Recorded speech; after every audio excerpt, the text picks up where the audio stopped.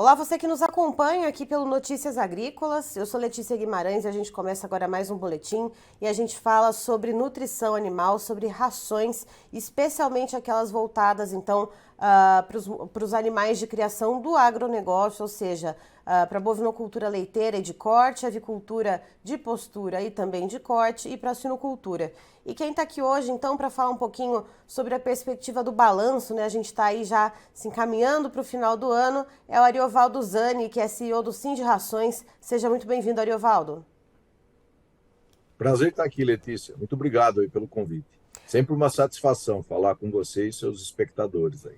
Nós aqui agradecemos. Ariovaldo, o Sind Rações divulgou então esse balanço, né? Apesar de a gente ainda não ter fechado o ano, mas já tem essa previsão de como a gente deve encerrar então o ano de 2022 de maneira geral. E aí a gente fala não só das rações para esse grupo de animais que são do agronegócio, mas a gente tem também para aquicultura, a gente tem rações para pets. Então, de maneira geral, tivemos um crescimento, então, um crescimento projetado, então, até a gente bater no finalzinho do ano, na casa do 1,3%.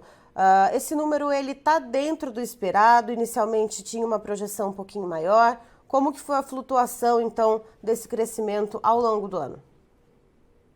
Então, Letícia, eu até vou brincar um pouquinho aqui com vocês, né? E a projeção que eu faço para o próximo ano, né, dando de números, mas é que nós temos certeza das incertezas, tá? Hoje em dia está muito difícil, né, por uma série de razões, você mirar, né? Mas até o terceiro trimestre, a estimativa que a gente tem, e aí quando a gente soma a previsão do que deve se dar agora, findo o ano, é de um crescimento de 1,3% aproximadamente, né? Eu admito, né, e confidencio a você que na virada do ano passado para esse, ou no início do ano, a gente ainda tinha uma estimativa de uma previsão de crescer 3,5%, quer dizer, muito maior. No entanto, com o transcorrer do ano e uma série de eventos aí imprevisíveis, né? Por exemplo, a situação da invasão russa na Ucrânia, naquela região do Mar Negro, né, atrapalhando o comércio internacional, dentre tantas outras consequências, nos fez, né, quando comparar a outras atividades econômicas, imaginar ou prever até estabilidade nesse ano, ou um pequeno retrocesso. No entanto, como você bem anunciou no início, apontando para esse crescimento de 1,3%, ele se realizando, então, de fato, a gente tem que estar bastante satisfeitos, porque a gente até esperava um retrocesso nesse período.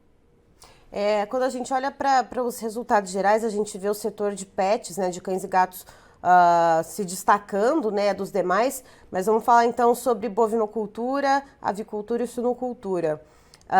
Entre esses três animais, né, essas três criações, a gente vê a suinocultura se destacando com um aumento previsto de 4% em 2022 no comparativo com o ano passado. O que puxou esse aumento, então, para a suinocultura, Ariovaldo? Bom, a ração, né, a gente tem que comemorar, né, esse crescimento foi o maior aí, dentre essas linhas que você listou. No entanto, é importante deixar claro, né, embora a demanda de ração para a suinocultura aumentou em 4%, respondendo, evidentemente, ao estímulo da demanda, houve, né, alojamento e abate suficiente para isso, é importante, né, promover aí uma segregação, porque parte da produção realmente sofreu muito, né? Produtores independentes de suínos, né, passaram boa parte do ano, né, com preços aquém do custo, né? Então é aquela velha lógica, né? Quem produz e a carne suína é majoritariamente, exclusivamente, enfim, exportada, traz receita, né, cambial, ou seja, moeda estrangeira, que mitiga ou mitigou os altos custos inflacionários que nós tivemos aqui dentro. Por outro lado, né, ao contrário, o produtor suíno que está focado no mercado doméstico, ou seja, exporta muito pouco, ou sequer exporta, sofreu demasiadamente, por conta, principalmente, do custo da alimentação animal. Milho, farelo de soja, os insumos que a gente importa, vitaminas, aminoácidos que são dolarizados, né? Inclusive, né, o câmbio, né, contribuiu muito para isso. Então, por um lado, o câmbio deu a desvalorização dele deu mais competitividade ao produto agropecuário brasileiro que foi exportado e acabou atrapalhando muito aquele produtor que tem seus custos aqui atrelados à moeda local, real. Então, quem não tinha esse fôlego, ou não teve esse fôlego da moeda estrangeira, sofreu muito mais, né? Ou demasiadamente, por conta disso. E, Ariovaldo, para a gente ter uma ideia, então, falando de custos de produção, vamos pegar como exemplo um custo, então, para ração para aves de corte. Quanto que esse custo aumentou, para aí a gente ter uma ideia, né, do peso desses componentes básicos, por exemplo, milho e farelo de soja, que é mais ou menos a base da composição para as demais rações, também para os animais de criação. Quanto que aumentou para as aves de corte? E esse comparativo que você falou da questão cambial também, para a gente ter essa noção da diferença, né, do quanto que isso pesa para aquele produtor que trabalha com a exportação e com aquele que trabalha só com o mercado doméstico. Muito boa pergunta. Veja bem, se eu fizer um comparativo no intervalo de tempo, do custo, né? Então, vou começar pelo preço do farelo de soja e do milho. Uhum. Em janeiro de 2020, o farelo de soja custava por volta de 1.300 e poucos reais. Em setembro, agora, ele passou a estar aí a mais de 2.400 reais. E tal. O milho, uma situação muito parecida. Lá, aquele início de 2020, estava na casa aí dos 50 e poucos reais. Ele chegou num pico aí durante o ano, passou de 100 a saca. Hoje está por volta aí de 96, um pouco menos que isso, enfim, né? Então, você imagina o impacto disso aí, porque milho e farelo de soja compõem majoritariamente a alimentação de aves e suínos. Uhum. Fazendo a mesma comparação, de uma média de custo hipotético, né, da ração para frango de corte, por exemplo. A média de janeiro de 2015 até janeiro de 2019, né, partindo daquele momento, vamos colocar uma base 100, até agora, em setembro de 2022, então saindo de 100, ele alcançou 221. Ele chegou num pico de 238 comparado ao 100, quer dizer, ele dobrou, muito mais que dobrou. No caso da suinocultura, é uma situação muito parecida também. Uhum. Ele dobrou, né, teve um pico ainda maior. No entanto, o preço pago ao produtor, no caso dos suínos, né, nessa variação, nesses índices que eu disse, então ele saiu lá de 100 e foi caindo. Em março desse ano foi o pior momento. Ele chegou a um ponto de 150 e pouco, então a distância dele para o custo para adquirir a ração ampliou demais, muito mais do que para o frango. E quando você fala do impacto, né, do câmbio, essa situação é curiosa, né? Você veja a influência do câmbio. Levando em conta o que eu acabei de falar, nesse intervalo aí, né, que começamos a avaliar em meados de janeiro de 2015 até 2019, até hoje, a ração em reais para... Isso se aplica tanto às aves, frango de corte, quanto ao suíno. É muito semelhante isso aí. Aumentou 120% em reais. E em dólar, 48%.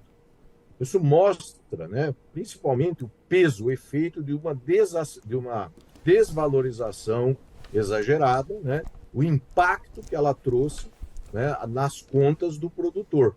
E outra vez, né, aquele produtor, né, que não tem parte ou não tem uma boa receita em moeda estrangeira, não exporta, né, então ele sofreu muito mais. E isso casa muito com os dados que a gente tem do Sim de Rações que foram divulgados, inclusive você que nos acompanha, depois você vai ter acesso a essa tabela também no Notícias Agrícolas. No caso dos ovos e do leite, que são produtos que a gente pouco exporta, né, que a gente trabalha mais aqui no mercado interno, houve uma queda, então, na produção de ração. No caso, então, para as galinhas poedeiras, né, houve um retrocesso aí de 4% na produção de rações e para bovinos de leite de 3%. Mas aí, quando a gente olha para frango de corte, a gente vê um aumento de 1% na produção de ração, que é um produto que é altamente exportado, a nossa carne de frango, e para a carne bovina também um aumento de 3%. Essa diminuição da produção de ração para gado de leite e para aves poedeiras, Zane, ela tem a ver com essa questão de mercado interno, de demanda interna pelo produto final e também exportação, esse jogo interno-externo? Sim, excelente a tua observação, inclusive, né? Só para raciocinar rapidamente aí para o nosso espectador e compreender bem isso. A pecuária leiteira brasileira e a atividade de produção de ovos, né, ela exclusivamente atende o mercado doméstico, né? Assim, exporta nada, praticamente, né, ainda. Então, é um produto que está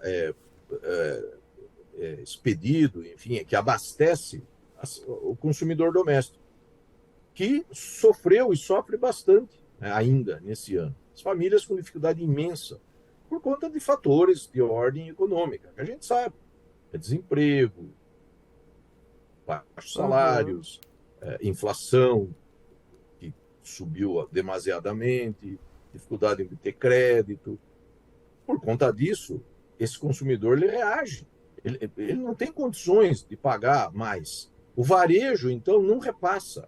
Ou repassa muito pouco. Muita gente se queixa, como nós. Né? Uhum. Durante o ano, a gente vai ao supermercado e percebe que os preços aumentaram demasiadamente, mas não o suficiente para compor a perda, né, do produtor rural, que absorveu praticamente quase tudo, boa parte desse custo adicional. No caso, aí nós estamos falando, né, de produtores de ovos e de leite, né, que vai para uma agroindústria depois produzir derivados lácteos e tal, enfim. Então, de fato, né, essas atividades que sofreram muito, e principalmente por conta do alto custo dos insumos da alimentação animal, evidentemente, eles tiraram o pé da produção. Então, Sim. cada vez que se eu trabalho no prejuízo, quanto mais eu produzir, mais prejuízo eu coleciono. E aqui eu tenho que registrar de maneira com justiça, né? Eu costumo dizer isso, o produtor rural brasileiro é um herói, né? Porque apesar de tantas dificuldades, ele continua trabalhando de sol a sol para oferecer o produto ao consumidor, né? Então, o caso do leite é emblemático. A atividade veio, uma dificuldade enorme, custos altíssimos, né? Pastagens com péssima qualidade, evidentemente o pessoal acumulando prejuízos, né? Se descapitalizando, diminui a produção. O preço do leite sobe, evidentemente, né? A lei da oferta e da demanda, o preço de Uhum. leite pago ao produtor sobe. Então, por um pequeno intervalo, alguns meses aí, de julho para frente, o preço subiu, o produtor se anima outra vez. É a atividade dele, né? Ele gosta, é isso que ele quer fazer. Aí ele produz mais. Ele, enfim, vieram chuvas, melhorou pastagem e tudo, ele foi buscar mais ração, enfim. E aí o preço, a oferta de leite aumenta, o que acontece? Pronto, cai o preço pago ao produtor outra vez. Então, ele sofre. E é o caso da produção de ovos também. Então, é uma dificuldade razoável, porque se ele oferece mais, né, ele acaba tendo. É a lei da oferta e demanda, esse equilíbrio ou desequilíbrio. Então, ele tem um preço menor pago para o seu produto. Então, são as atividades que sofreram mais. Na pecuária de corte, né, poderia ter uma situação semelhante, mas a pecuária de corte ela vem, sim, bastante incrementada por conta das exportações. Né? Então, esses animais que são criados em regime de semi-confinamento ou confinamento, eles, o incremento que se deu nesses plantéis ou interesse em utilizar alimentação industrializada favoreceu, né, a demanda de ração. Muito embora o grosso da produção de carne bovina brasileira é produzida em regime extensivo, né, que também, obviamente, são consumidores de sal mineral. Mas essa é a explicação dos porquês, né? Que a avicultura de corte cresceu algo, a suinocultura teve um desempenho ainda melhor em termos de quantitativos, e a pecuária de corte é no meio do caminho. No entanto, a pecuária leiteira e a produção de ovos realmente sofreu mais, e o reflexo está aí nessa demanda das rações, porque o nosso segmento é modulado, né, por esses nossos clientes, né, que estão listados aí.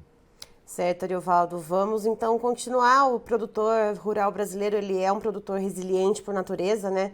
que ele tá ali se engajando na produção, continua mesmo diante das adversidades, e vamos torcer para que essa produção de proteína animal, que alimenta não só as famílias brasileiras, mas também muito afora, siga aí prosperando em 2023.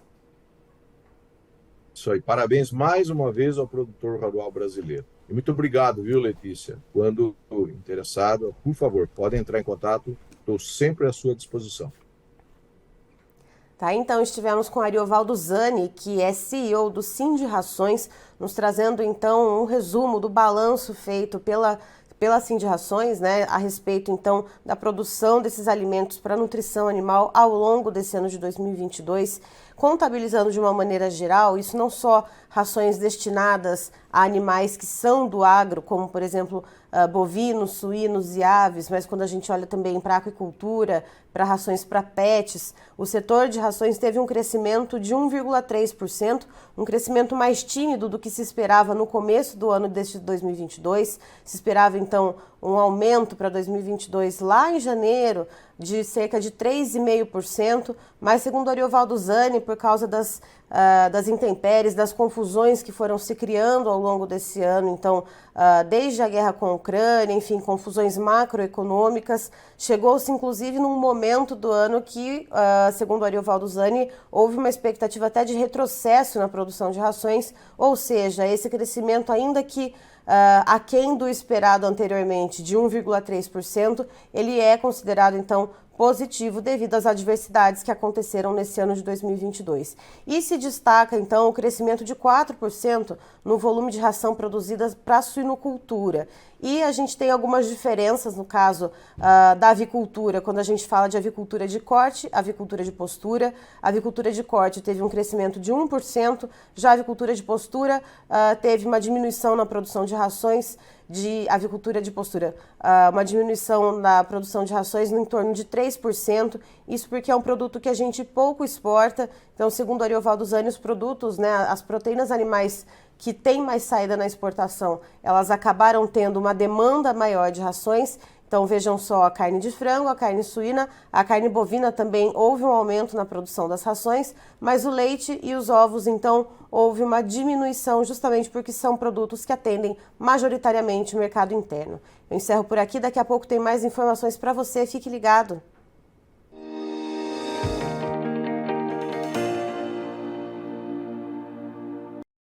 Participe das nossas mídias sociais, no Facebook, Notícias Agrícolas, no Instagram, @Notícias Agrícolas e em nosso Twitter, @Noteagri. E para assistir todos os vídeos, se inscreva no YouTube, na Twitch, no Notícias Agrícolas Oficial.